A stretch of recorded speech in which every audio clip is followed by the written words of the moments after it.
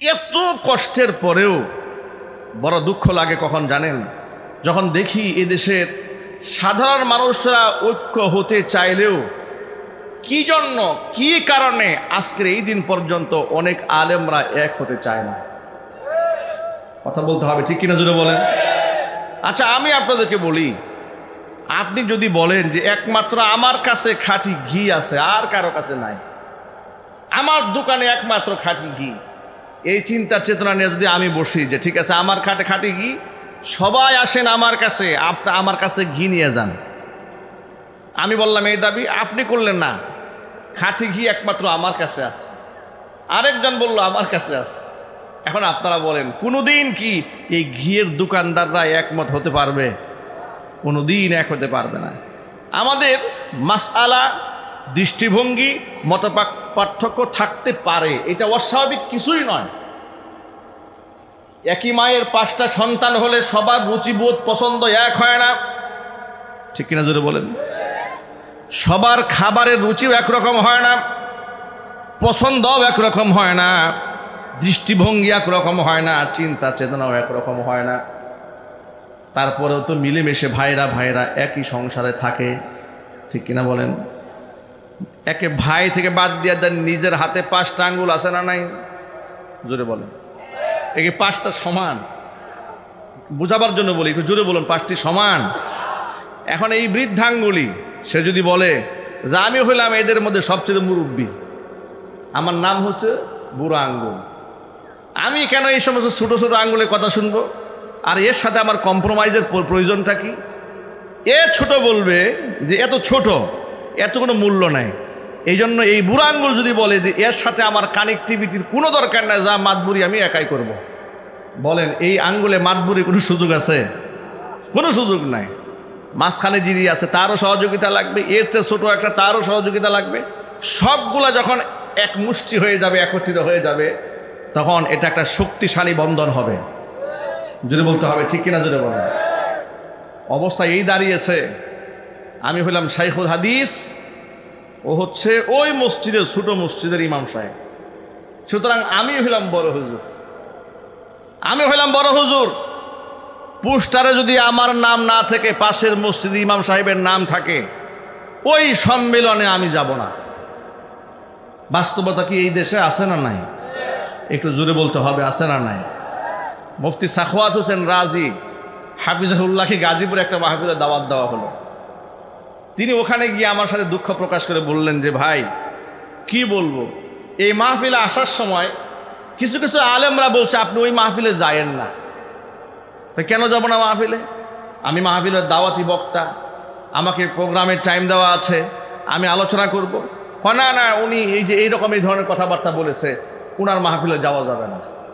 আপনারা বলেন এই দেশের আলেমরা আর কত মাইর খাইলে সোজা হবে? কথা বলে না কেন? আর কত পিটানি খাইলে হুঁশ আসবে? আপনারা আন্দাজ করতে পারেন না। এখনো পর্যন্ত স্টেজে ফতোয়াবাজি একজন আরেকজনের বিরুদ্ধে, কিন্তু পর্যায়ে কোথায় গিয়ে দাঁড়িয়েছে আপনারা কি টের পেয়েছেন? রক্ত দিল আলেমরা, রক্ত দিল সাধারণ মুসলমানেরা, রক্ত দিল ছাত্ররা, আর এই জায়গায় মুস্তাফার সারওয়ার ফারুকির মতো নাস্তিক উপদেষ্টা হয়ে বসে আছে। আপনারা মনে করেছেন দেশ স্বাধীন হয়ে গেছে, বিরাট কিছু হয়ে গেছে। না না না, এদেশের স্বাধীনতা নিয়ে প্রতিনিয়ত ছিনিমিনি খেলা হচ্ছে। কথা বলতে হবে, ঠিক কিনা জোরে বলেন। এই মুস্তাফা সারওয়ার ফারুকের সাথে সম্পর্ক হচ্ছে প্রথম আলো, সম্পর্ক হচ্ছে ভারতের রয়ের। ওরা মুস্তাফা সারওয়ার ফারুকিকে কিভাবে, কোন সুযোগে এরা উপদেষ্টা মণ্ডলীর সদস্য বানিয়েছে। এখন সামনে আলেমদের আবার বিরাট রক্ত ঝরাতে হবে। কারণ কি? তাকে সাংস্কৃতিক অঙ্গনের উপদেষ্টা বানানো হয়েছে। সাংস্কৃতিক যে পরিষদ রয়েছে, এই মন্ত্রী পরিষদের সে প্রধান উপদেষ্টা হয়ে গেছে। অবস্থা কি দাঁড়ালো? এই দেশে সাংস্কৃতিক বলতে কি কি বোঝানো হয়? শুধু নাচ গান বোঝানো হয় না। এখন থেকে আনুষ্ঠানিকভাবে আরো বড় আকারে পহেলা বৈশাখ সাজানো হবে। যেহেতু সাংস্কৃতিক অঙ্গনে এটা বড় বড় সাউন্ড বক্সে গান বাজনা বাজানো হবে। আবার এমন ব্যক্তি মন্ত্রী হয়ে গেছে যে মন্ত্রী নিজেই তার বউরে অন্য নায়কের সাথে ঠেলাঠেলি গুটাগুটি করবে, আর এভাবে সে পয়সা ইনকাম করবে। নিজের স্ত্রীকে দিয়ে যদি অশ্লীল কাজ করাইয়া পয়সা ইনকাম করা যার কাছে তৃপ্তির কাজ হতে পারে, আল্লাহর কসম সে এই বাংলাদেশের অসংখ্য মেয়েদেরকে নির্লজ্জ বেহায়াপনার দিকে ঠেলে দিবে, এতে কোনো সন্দেহ নাই। এরপরে শুরু হবে আমাদের ওয়াজ নসিহত। এরপরে তারা ইসলামের নামে অপকর্ম করবে, সংস্কৃতির নামে অপসংস্কৃতির আমদানি করবে, ভারত থেকে নায়িকা গায়িকা পতিতা বেহায়া মানুষদেরকে এনে বাংলাদেশের ইসলামী সংস্কৃতি ধ্বংস করার চেষ্টা চালায় যাবে। তখন আলেমদের মুখ বুঝে চুপ থাকা ছাড়া কোনো উপায় থাকবে না, কারণ তার হাতে আছে ক্ষমতা। বাধা দিতে যাবেন, পুলিশ ঠ্যাং গাইয়া সাইজ করবে আপনার। কথা বলতে হবে, ঠিক কিনা জোরে বলেন? এই জন্য আলেমদের এখন মনোমালিন্যতার কোনো সুযোগ নাই যে পোস্টারে অমুক হুজুরের নাম আছে ওই মাহফিলে আমি যাব না, তমুক আলেমের নাম উপরে আছে আমার নাম আছে নিচে ওই মাহফিলে আমি যাব না। নিজেকে একটু কুরবান করেন, আল্লাহর জন্য করেন, নিজের জন্য করেন, দেশের জন্য করেন, রাষ্ট্রের জন্য করেন। আলেমদের নিজেদের বিবেক যা আছে ঘরের মধ্যে ঢোকেন, নিজেরা বসেন একাকি গুটাগুটি কিলাকিলি যা করার করেন। আল্লাহর কসম করে বলে হাতে পায়ে ধরে বলি, এখন সকলে এক হয়ে যান। এই দেশে ইসলাম কায়েম ছাড়া এ জাতির মুক্তির কোনো উপায় নাই। কোরআন মাজিদের মধ্যে আল্লাহ রাব্বুল আলামিন বলে দিয়েছেন, ইন্নামাল মুমিনুনা ইখওয়াতুন ফাআসলিহু বাইনা আখাওয়াইকুম ওয়াত্তাকুল্লাহা লাআল্লাকুম তুরহামুন। নিশ্চয় মুমিনরা একে অপরের ভাই। ফাআসলিহু বাইনা আখাওয়াইকুম, যদি সেই মুসলমানদের মধ্যে কোনো বিভেদ তৈরি হয়ে যায় কোনো কারণবশত, ফাআসলিহু বাইনা আখাওয়াইকুম, তোমরা একে অপরকে সংশোধন করে দাও। ওয়াত্তাকুল্লাহ, আমি আল্লাহকে ভয় করো। আমি আল্লাহকে ভয় করবে আর সংশোধন করে নেবে, নিজেদের মধ্যে দলাদলি করবে না। লাআল্লাকুম তুরহামুন, অবশ্যই তোমরা আমি আল্লাহর পক্ষ থেকে রহমত পাবে। জোরে বলেন সুবহানাল্লাহ। আমি আপনাদেরকে বিনয়ের সাথে জানতে চাই, সাহাবায়ে কেরামের একে অপরের সাথে মতবিরোধ, ইখতিলাফ, ভিন্ন মত ছিল কিনা? কথা বললাম, অবশ্যই ছিল। মানুষ নয়, সাহাবায়ে কেরাম ভিন্ন ভিন্ন মত দেন নাই। জুড়ে বলেন না। আমাদের মাযহাব কয়টি? জুড়ে বলেন। হানাফি মাযহাব, শাফিঈ মাযহাব, মালিকি মাযহাব, হাম্বলি মাযহাব, এই চারটা মাযহাব গোটা পৃথিবীর মধ্যে প্রসিদ্ধ। চারজন ইমাম, আবু হানিফা রহমাতুল্লাহি আলাইহি যেটা উত্তম বলেছেন, শাফিঈ রহমাতুল্লাহি আলাইহি আরেকটাকে উত্তম বলেছেন, ইমাম শাফিঈ যেটাকে উত্তম বলেছেন, আহমদ ইবনে হাম্বল সেটাকে অনুত্তম বলেছেন। নিজেদের মধ্যে ভিন্ন মত থাকার পরেও তারা একজন আরেকজনের প্রতি কোনোদিন বাতিল, ফাসেক, কাফের, দাজ্জাল, মুনাফিক এগুলা বলে কেউ কাউকে গালমন্দ করে নাই, বরং কিতাবের মধ্যে ভিন্ন মতের আলেমের মতামতকে শ্রদ্ধার সাথে উল্লেখ করে তিনি এটা বলে দেওয়া হয়েছে, তিনি মন গড়া তার মতামত দেন নাই। কোরআনের এই আয়াত অনুযায়ী তিনি এই মত দিয়েছেন, হাদিসের এই ভাষ্য অনুযায়ী, এই রিওয়ায়াত অনুযায়ী, এই বর্ণনা অনুযায়ী তিনি এই মতামত ব্যক্ত করেছেন। কিন্তু আমি তার সাথে একমত হতে পারি নাই কোরআন শরীফের এই আয়াতের কারণে, আমি এই বুঝ নিয়েছি। কিন্তু যার মতামত ভিন্ন মত থাকার পরেও তার নিজের মতামতটা উল্লেখ করে নামের শেষে তার জন্য কতবার যে দোয়া করা হয়েছে, সব জায়গা যতবার নাম উল্লেখ করা হয়েছে সব জায়গার মধ্যে রাহমাতুল্লাহি আলাইহি উল্লেখ করা হয়েছে। জোরে বলেন সুবহানাল্লাহ। আপনি কিতাবের মধ্যে ফলো করেন, শারহুল মানিল আসার আপনি খুলেন, শারহুল বিকায়া আপনি খুলেন, হেদায়া কিতাব আপনি খুলেন, তিরমিজি আপনি খুলেন, সকল কিতাবের মধ্যে ব্যাখ্যা বিশ্লেষণের মধ্যে ফিকহি ইখতিলাফ যতগুলোর মধ্যে উল্লেখ করা হয়েছে, ভিন্ন মত যারা ব্যক্ত করেছেন তাদেরকে বদদোয়া করা হয় নাই, তাদের জন্য দোয়া করা হয়েছে, আল্লাহর কাছে শ্রদ্ধা জ্ঞাপন করা হয়েছে। কিন্তু আফসোস, এই সমস্ত মাসআলা ইখতিলাফ দেখার পরেও মুসলমানেরা আলেম হওয়ার পরে দুঃখ লাগে, সাধারণ মুসল্লিদের কথা আমরা বলি না, এত মাসআলা ভিন্ন মত দেখার পরে, ভিন্ন পথ দেখার পরে, এই সমস্ত লেখাপড়া করার পরে যখন তারা মাঠে ময়দানে সরায় যায়, অন্য যদি একটুখানি নিজের মতের বাহিরে কিছু একটা বলে ফেলেছে, সাথে সাথে বলে দেয় ওর আকীদা খারাপ। কথা বলে না কেন? এটা কি বাস্তব না অবাস্তব? মানে সামান্য চুন থেকে পানি একটু খসে পড়েছে, বাস শেষ। ওর আকীদা খারাপ, ওর আকীদা নষ্ট হয়ে গেছে, ওর সাথে বসা যাবে না, ওর সাথে মুআনাকা করা যাবে না, মুসাফা করা যাবে না, কোনো মাহফিলে আর নাম থাকলে ওই মাহফিলের দাওয়াত নেওয়া যাবে না। এটা কি কোনো আলেম তো ভালো, কোনো জালেমেরও কাজ হতে পারে? আলেম তো অনেক উপরের তাবাকা, সাধারণ একজন মুসলমানের মন মানসিকতা কি এমন তৈরি হতে পারে? আজকে আলেমদের ভিতরে হিংসার কারণে এই মুসলমানদের মধ্যে হিংসা ঢুকে গেছে। এক পীরের মুরিদ আরেক পীরের মুরিদদের সহ্য করতে পারে না। কথা বলে না কেন? মাদ্রাসাগুলো টুকরা টুকরা হয়ে যাচ্ছে। তাবলিগ জামাতের মতো এত গুরুত্বপূর্ণ একটা জামাত, সেখানে শয়তান এখানে হাত ঢুকিয়ে দিয়েছে। শয়তান এতটুকু সফলতা অর্জন করতে পারতো না যদি আলেমদের মধ্যে মোহাব্বত আর ভালোবাসা শ্রদ্ধাবোধ থাকতো। শয়তান এখানে সাকসেস হতে পারতো না। শয়তানকে এই ক্ষেত্রে সাকসেস হতে আমরাই সহযোগিতা করে দিয়েছি।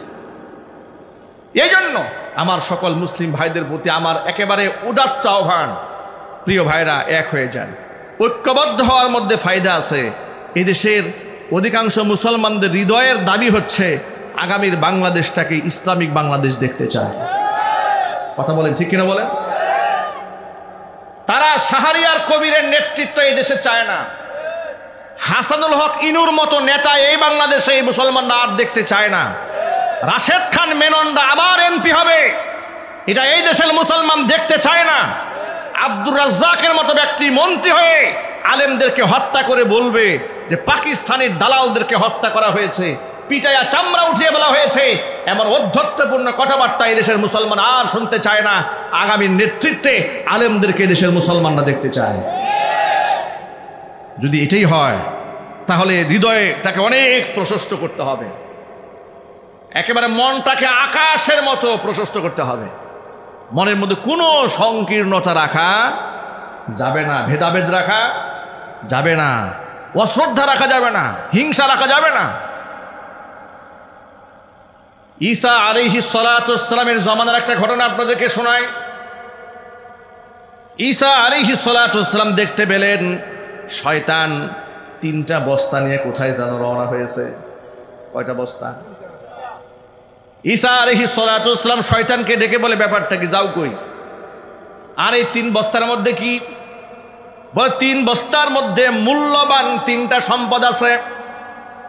বিশ্ব বাজারে নেমেছি, বিশ্বের খরিদ্দারদের কাছে এগুলা, বিশ্বের যত ক্রেতা আছে এদের কাছে আমি এগুলা বিক্রি করব। বলে বস্তায় কি আছে আগে বলো। বলে প্রথম বস্তার মধ্যে আছে কৃপণতা। গোটা দুনিয়া ঘুরে ঘুরে যত পয়সাওয়ালা টাকাওয়ালা আছে, পয়সাওয়ালা টাকাওয়ালাদের কাছে কৃপণতার বস্তা আমি বিক্রি করে দেব। যত বেশি ধনী যে হবে সে তত বেশি কৃপণ হবে। বাস্তবতা সমাজে সেটাই দেখা যায়। একটা মাহফিলের আয়োজন করবেন, মসজিদ করবেন, ইয়াতিমখানা করবেন, খানকা করবেন, আপনি যখন মানুষের কাছে চাঁদা তুলবেন, হাত বাড়াবেন, দেখবেন সমাজের দরিদ্র কৃষকরা পর্যন্ত সামর্থ্য অনুযায়ী 500, 1000, 2000 টাকা দিয়ে ফেলে, এমনকি রাস্তার ফকিররা পর্যন্ত দিয়ে দেয়। কিন্তু অনেক শিল্পপতি এমন আছে আপনাকে 500 টাকা দিয়ে দেওয়ার আগে 500 টাকার চাইতে বেশি কথা শোনাইয়া দিবে। ঠিক কিনা বলেন? সবার কথা বলছি না, বেশিরভাগ ধনীরা কৃপণ হয়। যত পয়সা বেশি হয় তত কৃপণ হয়। এর কারণ একটা, ওই যে শয়তানের কাছ থেকে বস্তা খরিদ করেছে। বলে দ্বিতীয় অবস্থার মধ্যে কি আছে? বলে দ্বিতীয় অবস্থার মধ্যে আছে জুলুম। কি আছে? জুলুম। তো কোথায় বিক্রি করবে? গোটা পৃথিবী ঘুরে ঘুরে যত প্রকার রাজা বাদশা আছে, ক্ষমতাসীন ব্যক্তি আছে, এমপি আছে, মন্ত্রী আছে, মিনিস্টার আছে, প্রাইম মিনিস্টার আছে, প্রধানমন্ত্রী আছে, সচিব আছে, এই সমস্ত ক্ষমতাসীন ব্যক্তিদের কাছে আমি জুলুম বিক্রি করব। জুলুম আমার কাছ থেকে খরিদ করার পরে তারা জনগণের উপর জুলুমের স্টিম রুয়াল চালাইয়া দিবে। যার ধরুন গোটা পৃথিবীর দিকে তাকাবেন, বেশিরভাগ ক্ষমতাসীন ব্যক্তি ক্ষমতার অপব্যবহার করে মানুষের উপর জুলুম নির্যাতন চালিয়ে দেয়। ঠিক কিনা বলেন? বিগত 16 বছরে স্বৈরাচারী শয়তানের কাছ থেকে মনে হয় পুরা বস্তায় একাই কিনছিল। কথা বলেন না? আমার মনে হয় এই স্বৈরাচারী শয়তানের কাছে জুলুমের যে বস্তাটা ছিল সে আর কাউকে কিনতে দেয় নাই, পুরা বস্তা স্বৈরাচারী একাই কিনে ফেলেছিল। চিৎকার দিয়ে বলতে হবে ঠিক কিনা জোরে বলেন। তা না হলে এমন জুলুম মানুষ কি করে করে। শাহজাহান খান চেনেন না আপনারা? কি ছিল বাংলাদেশের নৌ পরিবহন মন্ত্রী, মাদারীপুরের বাড়ি। এই ভদ্রলোক দুদিন আগে দেখেছি পত্রিকাতে এসেছে, টেলিভিশনের সংবাদ দেখলাম, যে বলছে যে ওর হাতে যে হ্যান্ডকাপ পরিয়ে আদালতে তোলা হয় এটার দ্বারা নাকি তার মান সম্মান নষ্ট হচ্ছে। কি ইজ্জত আলা দেখেছেন, কত বড় ইজ্জত আলী। সে বলছে আমি এতবার এমপি ছিলাম, এতবার মন্ত্রী ছিলাম, আমাদের হাতে এইভাবে হ্যান্ডকাপ পরিয়ে নিয়ে যাওয়া হচ্ছে, আমরা খুব লজ্জাবোধ করছি। আমাদের হাতে যেন হ্যান্ডক্যাপটা না পরানো হয় আমরা কি দৌড়ে পালায় যাব নাকি? আমরা ওই সমস্ত জালেম ফেরাউনের উত্তরসূরিদেরকে স্মরণ করিয়ে দিতে চাই, আলেমদেরকে তোমরা আদালতে কিভাবে হাজির করেছিলে সেই দৃশ্য কিন্তু আমরা ভুলে যাইনি। তোমার হাতে হ্যান্ডকাপ পরানো হয়েছে, এটাই তোমার কলিজা আগুন লেগেছে, ইজ্জত নষ্ট হয়ে যাচ্ছে। তুমি কি মনে করো তোমার মতো 1000 শাহজাহান খানে এক পাল্লায় দিলে আল্লামা মামুনুল হকের একটা ধুলার সামান পায়ের যোগ্যতা হবে না তোমার? তাদেরকে তোমরা কিভাবে লাঞ্ছিত করেছো, কথা বলতে হবে ঠিক কিনা বলেন। নিজেদেরকে খুব ইজ্জতমান মনে করো, খুব ইজ্জতমান মনে করো। আলেমদেরকে আদালতে যখন তোলা হতো এই দেশের মানুষগুলো আলেমদের জন্য চোখের পানি ছেড়ে কান্না করত, আলেমদের কাছে দোয়া চাইতো, আলেমদের জন্য দোয়া করত, আলেমদের জন্য রোজা মান্নত করত। আল্লাহর কসম, আল্লাহর কসম, আল্লাহর কসম, এই দেশের অসংখ্য মুসলমানেরা মাজলুম আলেমদের জন্য দিনের পর দিন নফল রোজা রেখেছে। 2018 সালে আমাকে যখন গ্রেফতার করা হয়েছিল, মাহফিল থেকে তুলে নিয়ে গিয়ে মামলা দিয়ে দিল। আমি গোপন বৈঠকে ছিলাম, আমার পকেটে 16টা ককটেল বোমা পাওয়া গেছে, মামলা দিয়েছে। এরপরে এই দেশের মুসলমানেরা আমাদের জন্য অনেক চেষ্টা করেছে, কান্নাকাটি করেছে আল্লাহর কাছে। কাবা চত্বরে 2018 সালে এই ঘটনা ঘটল। 19 সালে হজ যাওয়ার পরে বাইতুল্লাহ তাহাজ্জুদের সময় আমি ঢুকতেছিলাম বাইতুল্লাহ শরীফে, মসজিদে হারামে। ঢোকার সময় পাবনার এক দম্পতি, স্বামী এবং স্ত্রী, তারা হজ করতে গেছে। তারা ইউটিউবে হয়তো আমাদের বয়ান শুনে, হয়তো ইউটিউবে দেখেছে, না হয় ফেসবুকে দেখেছে আমরা জেল খেটেছি, জরিমানা দিয়েছি, আমাদের কত কষ্ট দেওয়া হয়েছে, বর্ণনা হয়তো শুনেছে। এই ভদ্র মহিলা তার স্বামী সহ একসাথে তারা তাহাজ্জুদ পড়ে বের হচ্ছে, আমরা তাহাজ্জুদের সময় ঢুকতেছি। সুবহানাল্লাহ। মহিলা দূর থেকে আমাকে লক্ষ্য করেছে, স্বামী সহ দৌড়ে আসছে আমার সামনে, যেখানে উজু করে ওই উপরে জায়গায় এসে বলছে, হুজুর আপনি মাদানী হুজুর না? বললাম জি। এ কথা বলা মাত্র মহিলা কেঁদে দিয়েছে, কান্না করে দিয়েছে। আপনি চিন্তা করেন, তা যাদের সাথে আমাদের রক্তের কোনো বন্ধন নাই, কোনো সম্পর্ক নেই, চিনি না, জানি না, নাম ঠিকানা কিছু জানা নাই, এই মহিলা আমাকে দেখে কাঁদতেছে, কেঁদে কেঁদে বলছে, হুজুর আপনি যখন জেলখানায় ছিলেন আমি আপনার জন্য নফল রোজা রেখেছি। আর আজকে কাবা ঘর ধরে আল্লাহর কাছে বলে আসছিলাম যে আল্লাহ, জীবনে একবার হলে হুজুরকে তুমি আমাকে দেখাই, আমাকে মৃত্যুবরণ করাই। আমি এত ওয়াজ শুনি আপনার, আর আপনার জন্য আমি নফল রোজা রেখেছি আল্লাহর কাছে, যাতে করে জালেমের জুলুম থেকে আল্লাহ তাআলা আলেমদের হেফাজত করে। আল্লাহু আকবার বলেন। আমি অবাক হয়ে গেছি, কোথাকার কোন জেলার কে। আপনি চিন্তা করেন, আমাদের মতো আদনা গুনাহগার মানুষের জন্য যদি মানুষরা কাঁদে, চোখের পানি ছাড়ে, নামাজ রোজা করে, তাহাজ্জুদের জন্য দিয়ে আল্লাহর কাছে দোয়া করে, তাহলে এই দেশের কত বড় বড় বুজুর্গ, এই যে আজকের এই মাহফিলের যিনি প্রধান মেহমান আল্লামা আব্দুল হামিদ পীর সাহেব মধুপুর হাফিজাহুল্লাহ, আল্লাহ যেন এই বয়োবৃদ্ধ সিংহকে আল্লাহ নেক হায়াত দারাজ করেন। কি কষ্ট দেওয়া হয়েছে তাকে, বুলেট ছুঁড়ে সারা শরীরকে রক্তাক্ত করে ফেলা হয়েছে একটা মুরব্বী মানুষকে, এটা বয়স্ক মানুষের উপরে এমন নির্যাতন তারা চালিয়েছে, আল্লাহর কসম এরা মানুষ হতে পারে না, জানোয়ার ছাড়া কিছু নয়। 4-4টা সন্তানকেই অ্যারেস্ট করেছে। আব্দুল হামিদ পীর সাহেব মধুপুরী, তার মেয়ের জামাতার সাথে দেখা হয়েছে 3-4 দিন আগে ঢাকাতে। তিনি বললেন, হুজুর আমি তার একমাত্র মেয়ের জামাই, আমি তার মেয়ের জামাই হওয়ার অপরাধে আমাকে খুঁজেছে দীর্ঘদিন, আমাকে পুলিশ ধরার জন্য। মধুপুরী হুজুরের মেয়ে অন্তঃসত্ত্বা অবস্থায় পুলিশের লোকেরা টেনে হিঁচড়ে তারে পুলিশের কাবার বেড়ে উঠেছে। নাউজুবিল্লাহ বলবেন না? আরে ইজ্জত আলী, শাহজাহান খান, তুমি বলো তোমার হাতে হ্যান্ডকাপ পরালে তোমার ইজ্জত নষ্ট হয়? মধুপুরী পীর সাহেব হুজুরের একটা জুতা যদি এক পাল্লায় দেওয়া হয়, তোমাদের এই আওয়ামী জাহিলিয়াতের মন্ত্রী পরিষদের সবগুলা মন্ত্রী এক পাল্লায় দিলে পীর সাহেব হুজুরের একটা জুতার সমান হবে না। তোমরা তাদের সাথে তোমরা কি আচরণ করেছো আমরা ভুলে গিয়েছি মনে করেছো? এদেশের মানুষ ভুলে যায় নাই। বরং অন্তর্বর্তী সরকারকে বলছি, যা আপনি শুধু হাত করা পড়াচ্ছেন কেন?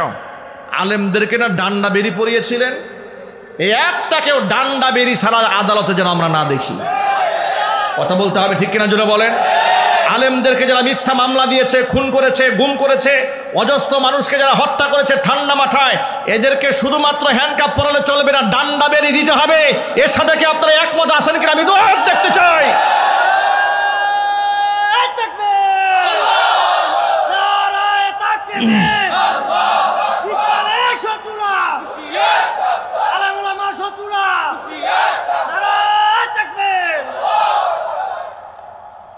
এরা শয়তানের কাছ থেকে জুলুমের বস্তা আওয়ামী জাহেলিয়াতের আমলে এরা সব কিনে নিয়ে গেছে, ঠিক কিনা জোরে বলেন? ঈসা আলাইহিস সালাতু ওয়াস সালাম বললেন এবার তৃতীয় অবস্থায় কি বলে? তৃতীয় অবস্থার মধ্যে আছে হিংসা। কি আছে? আরো জোরে বলেন। ঈসা আলাইহিস সালাম জিজ্ঞাসা করলেন কোথায় বিক্রি করবে? বলে তাম দুনিয়া ঘুরে ঘুরে পৃথিবীর মধ্যে যত আলেম আছে আলেমদের কাছে আমি হিংসার বস্তা বিক্রি করব। যে সমস্ত আলেমদের মনে অহংকার আছে না নাই?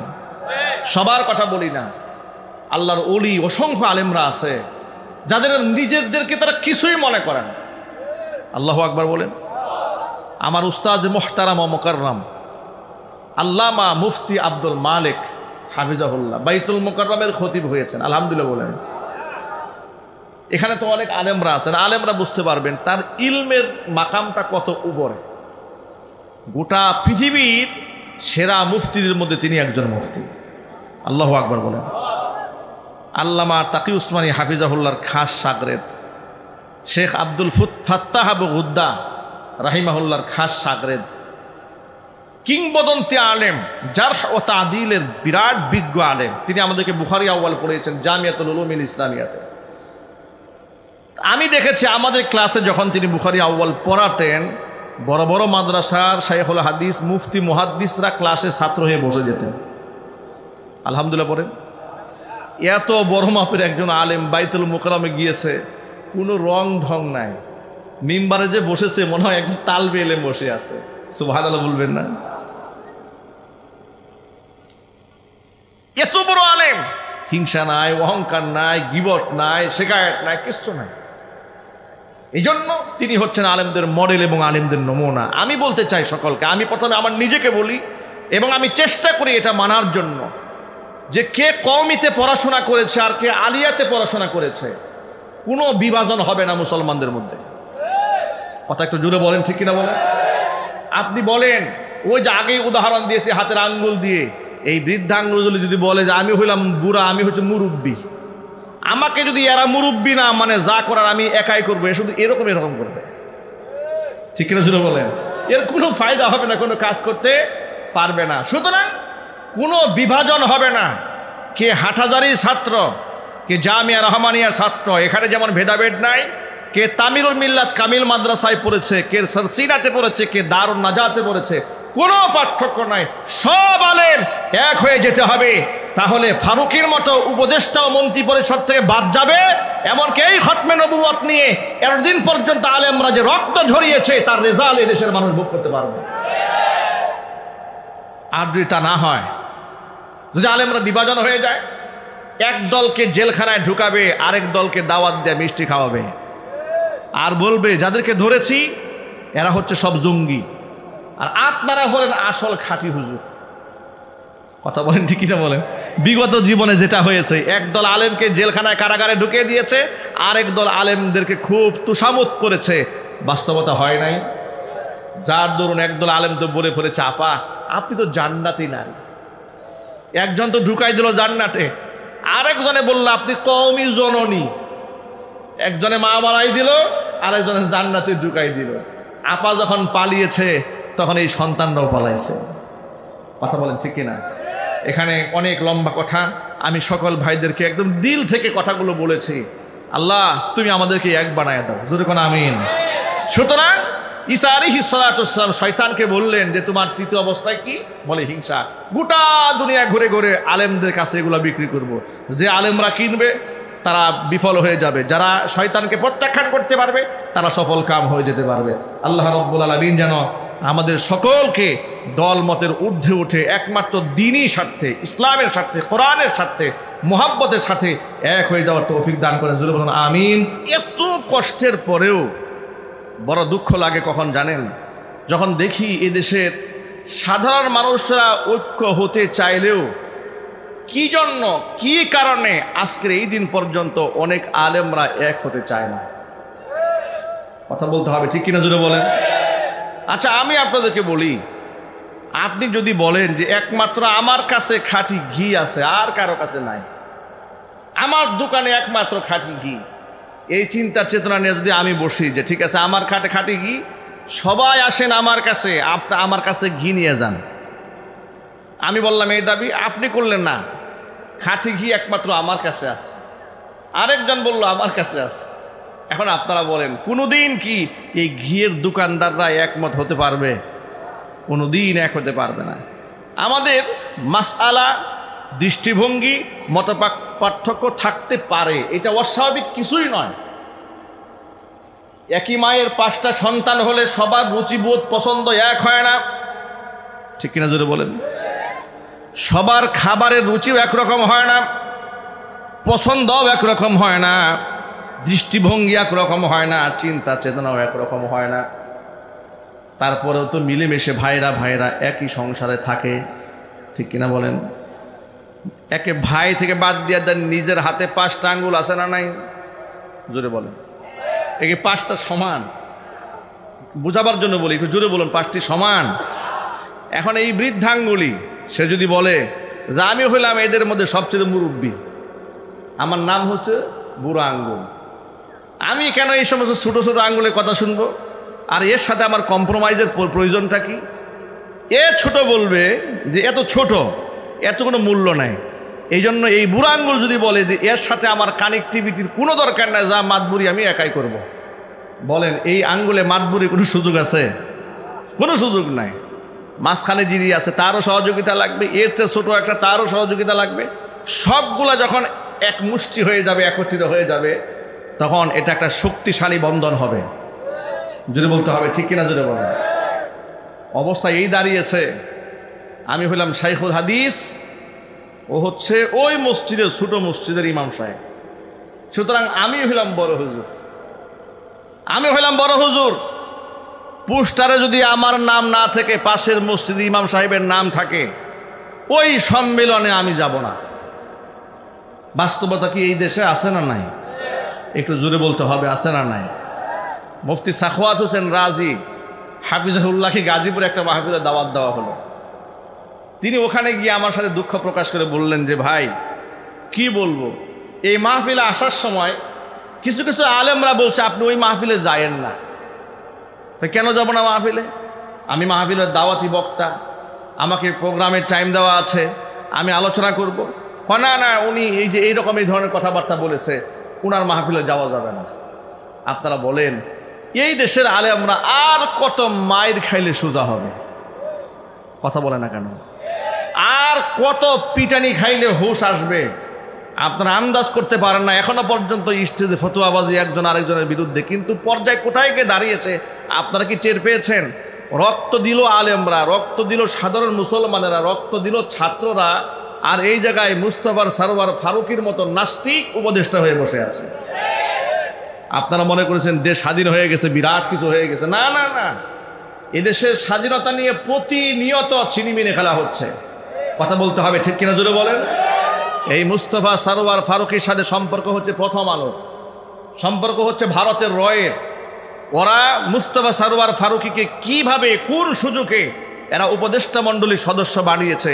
এখন সামনে আলেমদের আবার বিরাট রক্ত ঝরাতে হবে। কারণ কি?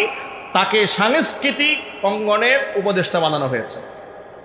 সাংস্কৃতিক যে পরিষদ রয়েছে, এই মন্ত্রী পরিষদের সে প্রধান উপদেষ্টা হয়ে গেছে। অবস্থা কি দাঁড়ালো? এই দেশে সাংস্কৃতিক বলতে কি কি বোঝানো হয়? শুধু নাচ গান বোঝানো হয় না, এখন থেকে আনুষ্ঠানিকভাবে আরো বড় আকারে পহেলা বৈশাখ সাজানো হবে। যেহেতু সাংস্কৃতিক অঙ্গনে এটা বড় বড় সাউন্ড বক্সে গান বাজনা বাজানো হবে। আবার এমন ব্যক্তি মন্ত্রী হয়ে গেছে যে মন্ত্রী নিজেই তার বউরে অন্য নায়কের সাথে ঠেলাঠেলি গুটাগুটি করবে, আর এভাবে সে পয়সা ইনকাম করবে। নিজের স্ত্রীকে দিয়ে যদি অশ্লীল কাজ করাইয়া পয়সা ইনকাম করা যার কাছে তৃপ্তির কাজ হতে পারে, আল্লাহর কসম সে এই বাংলাদেশের অসংখ্য মেয়েদেরকে নির্লজ্জ বেহায়াপনার দিকে ঠেলে দিবে, এতে কোনো সন্দেহ নাই। এরপরে শুরু হবে আমাদের ওয়াজ নসিহত। এরপরে তারা ইসলামের নামে অপকর্ম করবে, সংস্কৃতির নামে অপসংস্কৃতির আমদানি করবে। ভারত থেকে নায়িকা, গায়িকা, পতিতা, বেহায়া মানুষদেরকে এনে বাংলাদেশের ইসলামী সংস্কৃতি ধ্বংস করার চেষ্টা চালায় যাবে। তখন আলেমদের মুখ বুজে চুপ থাকা ছাড়া কোনো উপায় থাকবে না, কারণ তার হাতে আছে ক্ষমতা। বাধা দিতে যাবেন, পুলিশ ঠ্যাং গাইয়া সাইজ করবে আপনার। কথা বলতে হবে, ঠিক কিনা জোরে বলেন? এই জন্য আলেমদের এখন মনোমালিন্যতার কোনো সুযোগ নাই যে পোস্টারে অমুক হুজুরের নাম আছে, ওই মাহফিলে আমি যাব না। তমুক আলেমের নাম উপরে আছে, আমার নাম আছে নিচে, ওই মাহফিলে আমি যাব না।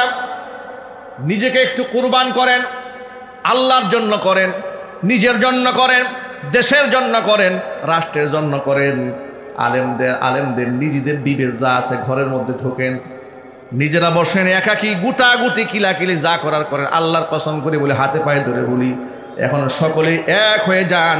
এই দেশে ইসলাম কায়েম ছাড়া এ জাতির মুক্তির কোনো উপায় নাই।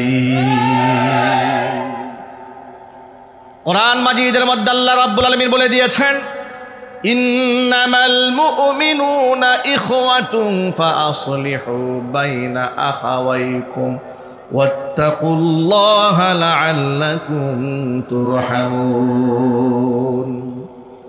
নিশ্চয় মুমিনরা একে অপরের ভাই।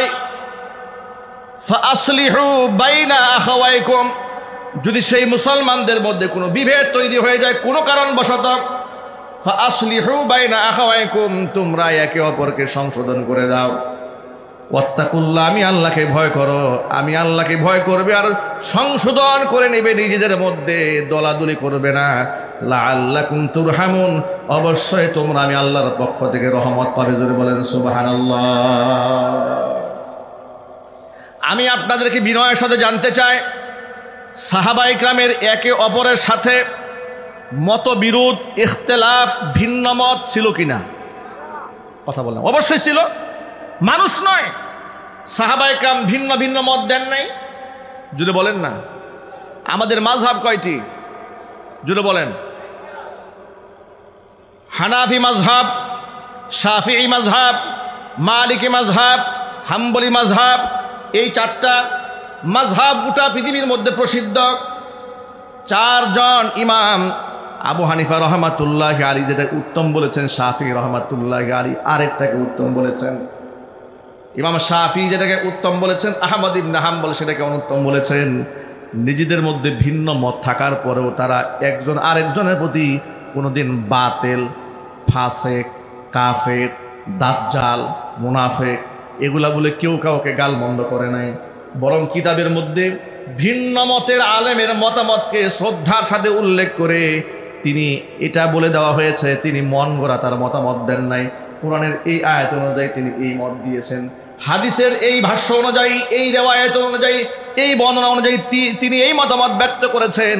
কিন্তু আমি তার সাথে একমত হতে পারি না কোরআন শরীফের এই আয়াতের কারণে, আমি এই বুঝ নিয়েছি। কিন্তু যার মতামত ভিন্ন মত থাকার পরেও তার নিজের মতামতটা উল্লেখ করে নামের শেষে তার জন্য কতবার যে দোয়া করা হয়েছে, সব জায়গা যতবার নাম উল্লেখ করা হয়েছে সব জায়গার মধ্যে রহমাতুল্লাহি আলাইহি উল্লেখ করা হয়েছে। যদি বলেন সুবহানাল্লাহ। আপনি কিতাবের মধ্যে ফলো করেন, শারহুল মানিল আসার আপনি খুলেন, শারহুল ভিকায়া আপনি খুলেন, হেদায়া কিতাব আপনি খুলেন, তিরমিজি আপনি খুলেন, সকল কিতাবের মধ্যে ব্যাখ্যা বিশ্লেষণের মধ্যে ফিকহি ইখতিলাফ যতগুলোর মধ্যে উল্লেখ করা হয়েছে, ভিন্ন মত যারা ব্যক্ত করেছেন তাদেরকে বদদোয়া করা হয় নাই, তাদের জন্য দোয়া করা হয়েছে, আল্লাহর কাছে শ্রদ্ধা জ্ঞাপন করা হয়েছে। কিন্তু আফসোস, এই সমস্ত মাসআলা ইখতিলাফ দেখার পরেও মুসলমানেরা আলেম হওয়ার পরে দুঃখ লাগে, সাধারণ মুসল্লিদের কথা আমরা বলি না, এত মাসআলা ভিন্ন মত দেখার পরে, ভিন্ন পথ দেখার পরে, এই সমস্ত লেখাপড়া করার পরে যখন তারা মাঠে ময়দানে সরায় যায়, অন্য যদি একটুখানি নিজের মতের বাহিরে কিছু একটা বলে ফেলেছে, সাথে সাথে বলে দেয় ওর আকীদা খারাপ। কথা বলে না কেন? এটা কি বাস্তব না অবাস্তব? মানে সামান্য চুন থেকে পানি একটু খসে পড়েছে, বাস শেষ, ওর আকীদা খারাপ, ওর আকীদা নষ্ট হয়ে গেছে, ওর সাথে বসা যাবে না, ওর সাথে মুআনাকা করা যাবে না, মুসাফা করা যাবে না, কোনো মাহফিলে আর নাম থাকলে ওই মাহফিলের দাওয়াত নেওয়া যাবে না। এটা কি কোনো আলেম তো ভালো, কোনো জালেমেরও কাজ হতে পারে? আলেম তো অনেক উপরের তাবাকাত, সাধারণ একজন মুসলমানের মন মানসিকতা কি এমন তৈরি হতে পারে? আজকে আলেমদের ভিতরে হিংসার কারণে এই মুসলমানদের মধ্যে হিংসা ঢুকে গেছে। এক পীরের মুরিদ আরেক পীরের মুরিদদের সহ্য করতে পারে না। কথা বলে না কেন? মাদ্রাসাগুলো টুকরা টুকরা হয়ে যাচ্ছে। তাবলিগ জামাতের মতো এত গুরুত্বপূর্ণ একটা জামাত, সেখানে শয়তান এখানে হাত ঢুকিয়ে দিয়েছে। শয়তান এতটুকু সফলতা অর্জন করতে পারত না যদি আলেমদের মধ্যে মোহাব্বত আর ভালোবাসা শ্রদ্ধাবোধ থাকতো। শয়তান এখানে সাকসেস হতে পারত না। শয়তানকে এই ক্ষেত্রে সাকসেস হতে আমরাই সহযোগিতা করে দিয়েছি। এই জন্য আমার সকল মুসলিম ভাইদের প্রতি আমার একেবারে উদাত্ত আহ্বান, প্রিয় ভাইরা, এক হয়ে যান। ঐক্যবদ্ধ হওয়ার মধ্যে ফায়দা আছে। এদেশের অধিকাংশ মুসলমানদের হৃদয়ের দাবি হচ্ছে আগামীর বাংলাদেশটাকে ইসলামিক বাংলাদেশ দেখতে চায়। কথা বলেন, ঠিক কিনা বলেন? তারা শাহরিয়ার কবিরের নেতৃত্ব এই দেশে চায় না। হাসানুল হক ইনুর মতো নেতা এই বাংলাদেশে এই মুসলমানরা আর দেখতে চায় না। রাশেদ খান মেননরা আবার এমপি হবে, এটা এই দেশের মুসলমান দেখতে চায় না। আব্দুর রাজ্জাকের মতো ব্যক্তি মন্ত্রী হয়ে আলেমদেরকে হত্যা করে বলবে যে পাকিস্তানি দালালদেরকে হত্যা করা হয়েছে, পিটাইয়া চামড়া উঠিয়ে বলা হয়েছে, এমন অধ্যত্বপূর্ণ কথাবার্তা এই দেশের মুসলমান আর শুনতে চায় না। আগামী নেতৃত্বে আলেমদেরকে দেশের মুসলমানরা দেখতে চায়। যদি এটাই হয় তাহলে হৃদয়টাকে অনেক প্রশস্ত করতে হবে, একেবারে মনটাকে আকাশের মতো প্রশস্ত করতে হবে। মনের মধ্যে কোনো সংকীর্ণতা রাখা যাবে না, ভেদাভেদ রাখা যাবে না, অশ্রদ্ধা রাখা যাবে না, হিংসা রাখা যাবে না। ঈসা আলাইহিস সালাতু ওয়াস সালামের জামানার একটা ঘটনা আপনাদেরকে শোনাই। ঈসা আলাইহিস সালাতু ওয়াস সালাম দেখতে পেলেন শয়তান 3টা বস্তা নিয়ে কোথায় যেন রওনা হয়েছে। কয়টা বস্তা? ঈসা আলাইহিস সালাতু ওয়াস সালাম শয়তানকে ডেকে বলে, ব্যাপারটা কি, যাও কই? আর এই 3 বস্তার মধ্যে কি? বলে 3 বস্তার মধ্যে মূল্যবান 3টা সম্পদ আছে। বিশ্ব বাজারে নেমেছি, বিশ্বের খরিদ্দারদের কাছে এগুলা, বিশ্বের যত ক্রেতা আছে এদের কাছে আমি এগুলা বিক্রি করব। বলে বস্তায় কি আছে আগে বলো। বলে প্রথম বস্তার মধ্যে আছে কৃপণতা। গোটা দুনিয়া ঘুরে ঘুরে যত পয়সাওয়ালা টাকাওয়ালা আছে, পয়সাওয়ালা টাকাওয়ালাদের কাছে কৃপণতার বস্তা আমি বিক্রি করে দেব। যত বেশি ধনী যে হবে সে তত বেশি কৃপণ হবে। বাস্তবতা সমাজে সেটাই দেখা যায়। একটা মাহফিলের আয়োজন করবেন, মসজিদ করবেন, ইয়াতিমখানা করবেন, খানকা করবেন, আপনি যখন মানুষের কাছে চাঁদা তুলবেন, হাত বাড়াবেন, দেখবেন সমাজের দরিদ্র কৃষকরা পর্যন্ত সামর্থ্য অনুযায়ী 500, 1000, 2000 টাকা দিয়ে ফেলে, এমনকি রাস্তার ফকিররা পর্যন্ত দিয়ে দেয়। কিন্তু অনেক শিল্পপতি এমন আছে আপনাকে 500 টাকা দিয়ে দেওয়ার আগে 500 টাকার চাইতে বেশি কথা শোনাইয়া দিবে। ঠিক কিনা বলেন? সবার কথা বলছি না, বেশিরভাগ ধনীরা কৃপণ হয়। যত পয়সা বেশি হয় তত কৃপণ হয়। এর কারণ একটা, ওই যে শয়তানের কাছ থেকে বস্তা খরিদ করেছে। বলে দ্বিতীয় অবস্থার মধ্যে কি আছে? বলে দ্বিতীয় অবস্থার মধ্যে আছে জুলুম। কি আছে? জুলুম। তো কোথায় বিক্রি করবে?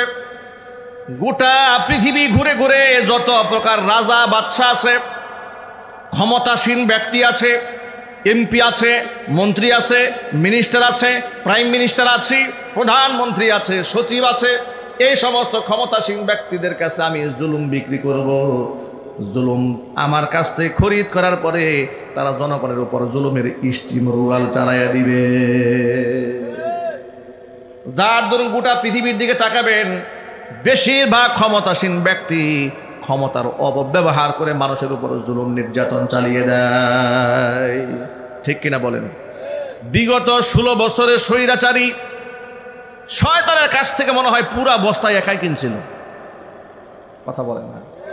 আমার মনে হয় এই স্বৈরাচারী শয়তানের কাছে জুলুমের যে বস্তাটা ছিল সে আর কাউকে কিনতে দেয় নাই, পুরা বস্তা স্বৈরাচারী একাই কিনে ফেলেছিল। চিৎকার দিয়ে বলতে হবে, ঠিক কিনা জোরে বলেন?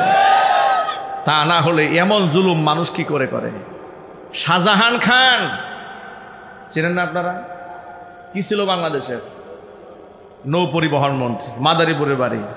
এই ভদ্রলোক দুদিন আগে দেখেছি পত্রিকাতে এসেছে, টেলিভিশনের সংবাদ দেখলাম, সে বলছে যে ওর হাতে যে হ্যান্ডকাপ পরিয়ে আদালতে তোলা হয়, এটার দ্বারা নাকি তার মান সম্মান নষ্ট হচ্ছে। কি ইজ্জত আলা দেখেছেন? কত বড় ইজ্জত আলী। সে বলছে আমি এতবার এমপি ছিলাম, এতবার মন্ত্রী ছিলাম, আমাদের হাতে এইভাবে হ্যান্ডকাপ পরিয়ে নিয়ে যাওয়া হচ্ছে, আমরা খুব লজ্জাবোধ করছি। আমাদের হাতে যেন হ্যান্ডকাপটা না পরানো হয়, আমরা কি দৌড়ে পালায় যাব নাকি?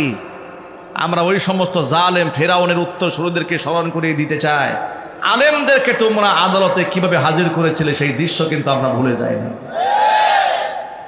তোমার হাতে হ্যান্ডকাপ পরানো হয়েছে, এটাই তোমার কলিজা আগুন লেগেছে, ইজ্জত নষ্ট হয়ে যাচ্ছে। তুমি কি মনে করো তোমার মতো 1000 শাহজাহান খানে এক পাল্লায় দিলে আল্লামা মামুনুল হকের একটা ধুলার সমান পায়ের যোগ্যতা হবে না তোমার? তাদেরকে তোমরা কিভাবে লাঞ্ছিত করেছো? কথা বলতে হবে, ঠিক কিনা বলেন? নিজেদেরকে খুব ইজ্জতমান মনে করো, খুব ইজ্জতমান মনে করো।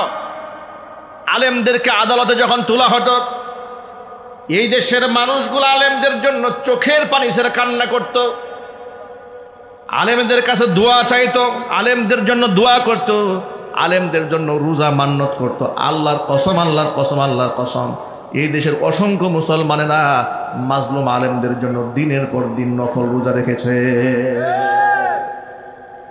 2018 সালে আমাকে যখন গ্রেফতার করা হয়েছিল, মাহফিল থেকে তুলে নিয়ে গিয়ে মামলা দিয়ে দিল। আমি গোপন বৈঠকে ছিলাম, আমার পকেটে 16টা ককটেল বোমা পাওয়া গেছে, মামলা দিয়েছে। এরপরে এই দেশের মুসলমানেরা আমাদের জন্য অনেক চেষ্টা করেছে, কান্নাকাটি করেছে আল্লাহর কাছে। কাবা চত্বরে 2018 সালে এই ঘটনা ঘটল। 19 সালে হজ যাওয়ার পরে বাইতুল্লাহ তাহাজ্জুদের সময় আমি ঢুকতেছিলাম বাইতুল্লাহ শরীফে, মসজিদে হারামে। ঢোকার সময় পাবনার এক দম্পতি, স্বামী এবং স্ত্রী, তারা হজ করতে গেছে। তারা ইউটিউবে হয়তো আমাদের বয়ান শুনে, হয়তো ইউটিউবে দেখেছে, না হয় ফেসবুকে দেখেছে, আমরা জেল খেটেছি, জরিমানা দিয়েছি, আমাদের কত কষ্ট দেওয়া হয়েছে, বর্ণনা হয়তো শুনেছে। এই ভদ্র মহিলা তার স্বামী সহ একসাথে তারা তাহাজ্জুদ পরে বের হচ্ছে, আমরা তাহাজ্জুদের সময় ঢুকতেছি। সুবহানাল্লাহ। মহিলা দূর থেকে আমাকে লক্ষ্য করেছে, স্বামী সহ দৌড়ে আসছে আমার সামনে, যেখানে উজু করে ওই উপরে জায়গায় এসে বলছে, হুজুর আপনি মাদানী হুজুর না? বললাম জি। এ কথা বলা মাত্র মহিলা কেঁদে দিয়েছে, কান্না করে দিয়েছে। আপনি চিন্তা করেন, তা যাদের সাথে আমাদের রক্তের কোনো বন্ধন নাই, কোনো সম্পর্ক নেই, চিনি না, জানি না, নাম ঠিকানা কিছু জানা নাই, এই মহিলা আমাকে দেখে কাঁদতেছে, কেঁদে কেঁদে বলছে, হুজুর আপনি যখন জেলখানায় ছিলেন আমি আপনার জন্য নফল রোজা রেখেছি। আর আজকে কাবা ঘর ধরে আল্লাহর কাছে বলে আসছিলাম যে আল্লাহ, জীবনে একবার হলে হুজুরকে তুমি আমাকে দেখাই, আমাকে মৃত্যুবরণ করাই। আমি এত ওয়াজ শুনি আপনার, আর আপনার জন্য আমি নফল রোজা রেখেছি আল্লাহর কাছে, যাতে করে জালেমের জুলুম থেকে আল্লাহ তাআলা আলেমদের হেফাজত করে। আল্লাহু আকবার বলেন। আমি অবাক হয়ে গেছি, কোথাকার কোন জেলার কে। আপনি চিন্তা করেন, আমাদের মতো আদনা গুনাহগার মানুষের জন্য যদি মানুষরা কাঁদে, চোখের পানি ছাড়ে, নামাজ রোজা করে, তাহাজ্জুদের জন্য দিয়ে আল্লাহর কাছে দোয়া করে, তাহলে এই দেশের কত বড় বড় বুজুর্গ, এই যে আজকের এই মাহফিলের যিনি প্রধান মেহমান আল্লামা আব্দুল হামিদ পীর সাহেব মধুপুর হাফিজাহুল্লাহ, আল্লাহ যেন এই বয়োবৃদ্ধ সিংহকে আল্লাহ নেক হায়াত দারাজ করেন। কি কষ্ট দেওয়া হয়েছে তাকে, বুলেট ছুঁড়ে সারা শরীরকে রক্তাক্ত করে ফেলা হয়েছে একটা মুরব্বী মানুষকে, এটা বয়স্ক মানুষের উপরে এমন নির্যাতন তারা চালিয়েছে, আল্লাহর কসম এরা মানুষ হতে পারে না, জানোয়ার ছাড়া কিছু নয়। 4-4টা সন্তানকে অ্যারেস্ট করেছে। আব্দুল হামিদ পীর সাহেব মধুপুরী, তার মেয়ের জামাতার সাথে দেখা হয়েছে 3-4 দিন আগে ঢাকাতে। তিনি বললেন, হুজুর আমি তার একমাত্র মেয়ের জামাই, আমি তার মেয়ের জামাই হওয়ার অপরাধে আমাকে খুঁজেছে দীর্ঘদিন, আমাকে পুলিশ ধরার জন্য। মধুপুরী হুজুরের মেয়ে অন্তঃসত্ত্বা অবস্থায় পুলিশের লোকেরা টেনে হিসড়ে তারে পুলিশের কাবার বেনে উঠেছে। নাউজুবিল্লাহ বলবেন না? আরে ইজ্জত আলী, শাহজাহান খান, তুমি বলো তোমার হাতে হ্যান্ডকাপ পরালে তোমার ইজ্জত নষ্ট হয়? মধুপুরী পীর সাহেব হুজুরের একটা জুতা যদি এক পাল্লায় দেওয়া হয়, তোমাদের এই আওয়ামী জাহিলিয়াতের মন্ত্রী পরিষদের সবগুলা মন্ত্রী এক পাল্লায় দিলে পীর সাহেব হুজুরের একটা জুতার সমান হবে না। তোমরা তাদের সাথে তোমরা কি আচরণ করেছো আমরা ভুলে গিয়েছি মনে করেছো? এদেশের মানুষ ভুলে যায় নাই। বরং অন্তর্বর্তী সরকারকে বলছি, যা আপনি শুধু হাত করা পড়াচ্ছেন কেন? আলেমদেরকে না ডান্ডা বেরি পরিয়েছিলেন, এই একটাকেও ডান্ডা বেরি ছাড়া আদালতে যেন আমরা না দেখি। কথা বলতে হবে, ঠিক কিনা জোরে বলেন? আলেমদেরকে যারা মিথ্যা মামলা দিয়েছে, খুন করেছে, গুম করেছে, অজস্র মানুষকে যারা হত্যা করেছে ঠান্ডা মাথায়, এদেরকে শুধুমাত্র হ্যান্ডকাপ পরালে চলবে না, ডান্ডা বেরি দিতে হবে। এর সাথে কি আপনারা একমত আছেন কিনা আমি দুহাত দেখতে চাই।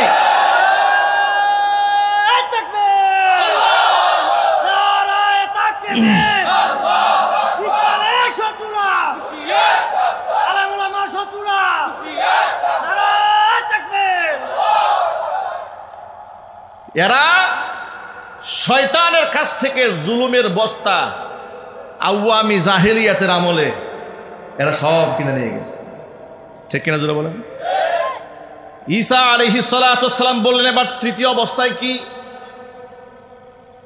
বলে? তৃতীয় অবস্থার মধ্যে আছে হিংসা। কি আছে?